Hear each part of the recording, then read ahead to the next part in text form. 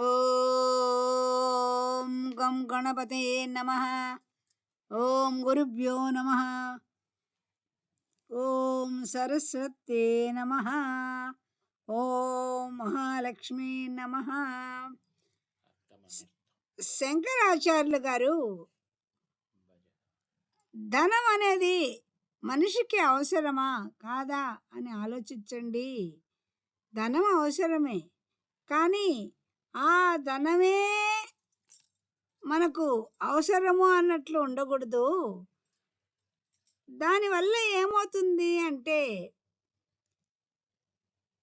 మనిషి యొక్క వ్యక్తిత్వం, సౌశీల్యం, గుణగణాలన్నీ పోతాయి. గౌరవం కూడా, హుందాతనం కానీ ఇవన్నీ పోతాయి. అంటే ఆ ధనం వల్ల తెచ్చిపెట్టుకున్న హుందాతనం ఉంటుంది, కానీ దానివల్ల ఏమవుతుంది అంటే పరస్పర ఘర్షణలు, పిల్లలకి భార్యకి మాకింకా ఇవ్వలేదే అనేటువంటి గుణాలు ఇవన్నీ పెంపొందుతూ ఉంటాయి. కాబట్టి దానివల్ల ఒకళ్ళు ప్రేమ అనేది పోగొట్టుకుంటారు. ధనం వల్ల ప్రేమ అనేది అసలు వాళ్ళల్లో కనిపించదు. కేవలం ఎవడు ధనవంతుడుగా ఉన్నాడో వాడిని చూస్తూ ఉంటాడు. తనతో పాటు ప్రేమించబడిన భార్య ఉందే అనే అభిమానాన్ని పోగొట్టుకుంటాడు. ఎవడు ధనంగా ఉన్నాడు వాడు చుట్టూ తిరుగుతాడు. ఎవరు ఇదిగా ఉంటాడో, కార్లలో తిరుగుతాడో వాళ్ళ చుట్టూ తిరుగుతాడు. అంటే నీ యొక్క వ్యక్తిత్వం పోయింది, ఇట్స్ గాన్. సౌశీల్యం, నీ యొక్క మంచి గుణం పోయింది. అన్నం పెట్టాల్సిన కూడా నీకు 10 రూపాయలు అన్నం అవుతుంది కదా, ఎందుకు పెట్టాలి? ఈరోజు వద్దు, నీకు పెట్టను పో అని బయటకు తరుగుతావు. నీ సౌశీల్యం ఏమైందాడా? పోయింది. అంటే నీకు ధనం, ఈరోజు 100 రూపాయలు నేను భోజనాన్ని పెడుతున్నాను, వీడికి పెట్టినందువల్ల ఇంకో మనిషికి పెట్టడానికి నేను 100 రూపాయలు పెట్టాలి కదా అనే గుణాన్ని నువ్వు తెచ్చుకుంటున్నావు. అదే నువ్వు మామూలుగా ఉన్నప్పుడు ఏమవుతావు? ఒక అన్నము పెరుగన్నమన్నా కలిపి 10 మందికి పెట్టాలనుకుంటావు. కానీ ఇక్కడ నీ డబ్బు వచ్చేసరికి అహంకారంతో గొప్పవాడికే పెట్టాలి, నేను పిలిచిన వాళ్ళకే పెట్టాలి అనేటటువంటి నీ గుణం, అక్కడ సౌశీల్యము, వ్యక్తిత్వం అంతా దెబ్బతిని పోతుంది. నీ యొక్క గౌరవం కూడా పోతుంది. అదే నువ్వు ఒక క్యారియర్లో అంత అన్నం కలిపి తలా ఒకరు ముద్ద పెట్టిన రోజు, అబ్బా ఆయన ఎంత మంచివాడు, అందరికి అన్నం పెట్టగలిగాడు అనిపిస్తుంది. అప్పుడు నువ్వు సామాన్య మానవుడివే, కానీ నీకు డబ్బు ఉండేసరికి ఆ డబ్బున్న వాడికి నువ్వు పెట్టాలని నువ్వు ఆ లెక్కలో మామూలు వాడిని తక్కువగా చూడగలిగావు. కాబట్టి ధనం ఎప్పుడు నీతోటే వస్తుందని ఆశించబాకు. నీకు ముసలితనం వచ్చిన తర్వాత ఆస్తిని అందరికీ పంచివేసి నీకు కావాల్సిన ధనాన్ని ఉంచుకొని పేదవాళ్ళకి దానం చేయడానికి ఉపయోగించుకో. అంతేకాని నీకు అట్లని చెప్పి పూర్తిగా దానం చేసి ఏమి లేని అడుక్కునే పరిస్థితికి వచ్చి నీ బిడ్డలు పెట్టరు, నీ భార్య పెట్టదు. కాబట్టి నీ సంపాదన వాళ్ళకి ఎక్కువగా సంపాదించి ఉంటే అది అందరికీ పంచి నీకు కావాల్సినంత వరకు కొంచెం ఎక్కువగానే ఉంచుకొని దాన ధర్మాలు చేయడం అలవాటు చేసుకో. అంతేకాని ధనముందని అహంకారంతో ప్రవర్తించవద్దు. పేదవాడిని చూసి తక్కువగా చూడవద్దు. అదే పేదవాడు తన సంపాదనతో తను తింటూ పక్కనున్న పేదవాడిని చులకనగా చూడడు. కాబట్టి నీకు ఎక్కువగా కార్లు కావాలని, మేడలు కావాలని ఆశలు పెంచుకుంటూ పోతే అవి తగ్గేవి కాదు. ఒక్కోసారి అవి నీ భార్యాబిడ్డలు కూడా చెప్పకుండా దాచిపెడితే నీ ఏదైనా కష్టంలో పోతే అవి ఆ భార్యాబిడ్డలకు కూడా అందకుండా పోతాయి. కాబట్టి నీవు సంపాదించిన ధనాన్ని వాళ్ళకి ఎప్పుడూ చెప్తూ వాళ్ళ భాగాన్ని వాళ్ళకి పనిచేస్తూ నీ ధనాన్ని నీవు ఎత్తిపెట్టుకొని పేదవాడికి సహాయం చేయడం నేర్చుకో. అప్పుడే నువ్వు మంచి హుందాతనం, సౌశీల్యం, గౌరవతనం పొందగలుగుతావు. నీ ముసలితనంలో భగవద్ధ్యానంలో గడుపు. ముసలితనం వచ్చేదాకా ఆస్తిని సంపాదించినా కూడా భగవద్ ధ్యానం కానీ ఉన్నావంటే నువ్వు ఏం తప్పు చేస్తున్నావో, నిజంగా ఉన్నావా, ఏం చేస్తున్నావు అనేది నీకు ఆయన మంచి మార్గాన్ని చూపిస్తాడు. నీలో జ్ఞానము, ఏది తప్పు ఏది అసత్యం అనే విషయాన్ని నువ్వు తెలుసుకోగలుగుతావు. అర్ధమనర్థం భావయ నిత్యం నాస్తి సుఖ లేస సత్య పుత్రాదపి ధన భాజం బీజం సర్వేశారే ఇతారీతి. ధనం అనేది ఎల్లప్పుడూ అనర్థాలనే కలిగిస్తుంది. ధనం వల్ల సుఖం ఉందనుకుంటావు, ధనాలను ఎక్కడ దాచిపెట్టాలనుకుంటావు?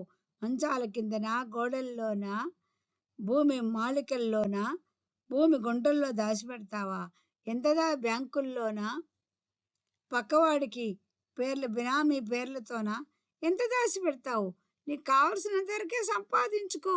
ఎదుటివాడిని క్రూరంగా హింసించి బిల్లు పెట్టడానికి వాడిని పెరికి నువ్వు సంపాదించొద్దు.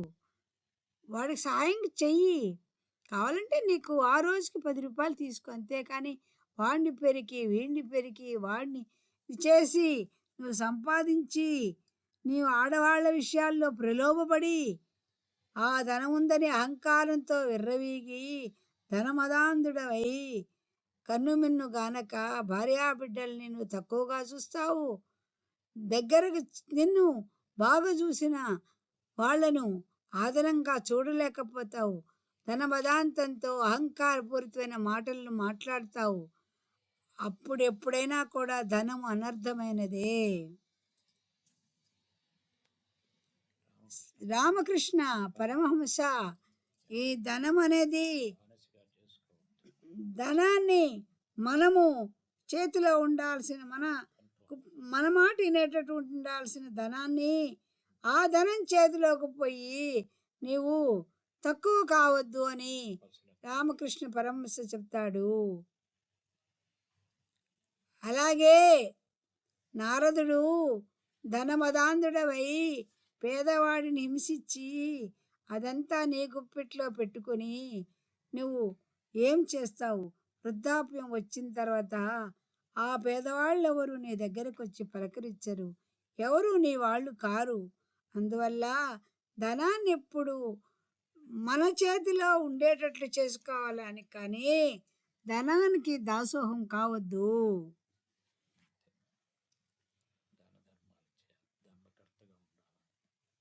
మనం ఒక ఆస్తిని పెట్టుకుంటే మన దగ్గర మన చుట్టాలందరూ కోరికాడు నక్కల్లాగా ఎదురు చూస్తూ ఉంటారు.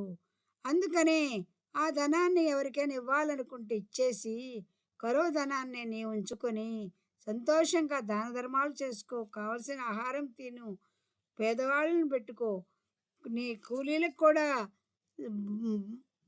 ధన సహాయాన్ని చెయ్యి. ఇవన్నీ చేస్తే నీ తర్వాత వాళ్ళందరూ నిన్ను గౌరవంగా చూస్తారు, గౌరవంగా ఉండగలుగుతావు. కాబట్టి ధనాన్ని చూసే భావంలో ధనలక్ష్మి మనల్ని కరుణిస్తుంది. అందువల్ల ఎప్పుడూ ధనాన్ని మన చేతిలో ఉంచుకునేటట్టు చేసుకోండి, కానీ ధనానికి దాసోహం కావద్దు. ఎవరో గొప్పవాడు వచ్చాడని చెప్పి వాడి చుట్టూ తిరుగుతావు, ఆడు పేదవాడైపోతే వాడిని వదిలేస్తావు, ఇంకోడు గొప్పవాడు తిరిగితే వాడి చుట్టూ తిరుగుతావు. అలా వద్దు. నీకున్న ధనంతో నువ్వు తృప్తి పడు. ఒకళ్ళ కింద బానిసలాగా తిరగాల్సిన అవసరం నీకు లేదు. కాబట్టి ఏమంటాడు, నీవు వచ్చినప్పుడు ధనంతో పుట్టుండొచ్చు, ధనవంతుల ఇంట్లో పుట్టుండొచ్చు, కానీ పోయేటప్పుడు ఆ ధనం నీతో రాదు, వదిలేసిపోవాల్సిందే. రామకృష్ణ పరమహంస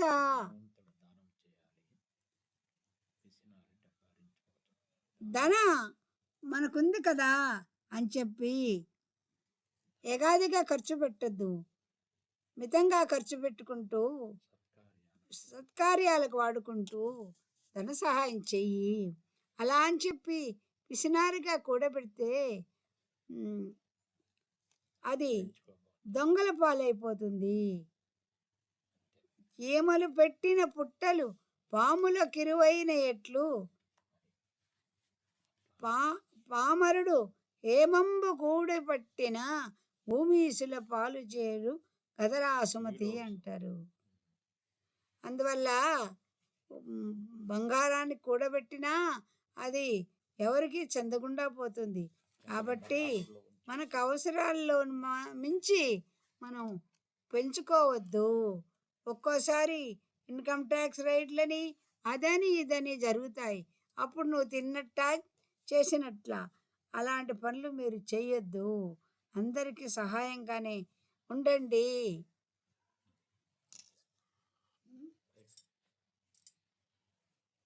అమ్మ, ఈ శంకరాచార్య విరచితమైనటువంటి ఈ భజగోవిందాన్ని మీరందరూ సబ్స్క్రైబ్ చేసుకుంటారని ఆశిస్తున్నాను.